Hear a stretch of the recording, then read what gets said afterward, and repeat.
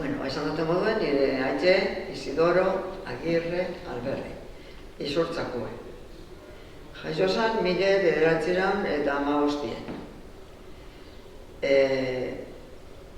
1916-en, gudari voluntarizio moduen joan zan, ondino, seguramente, 21 urte imaino lehen, 20 urte, zebera zan, abenduen azkenetakue, eta urte horretan joan zan voluntarizio Euskadiko ejerzitora.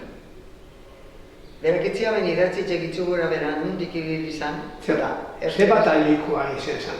Zen bataliokoa Quiriquiño. Quiriquiño, sección ametralladoras. Capitán Primitivo Solagure. Eta berak ipinia ben idatzite joan zela abenduen batien. Frentera, kanpasarrera. Eta esaten dut, edade horretan, ondino 20 urte baino esokezan.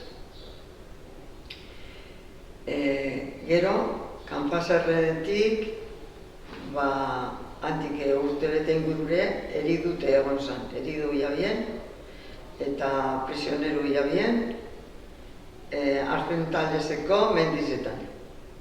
Zailan, 1927.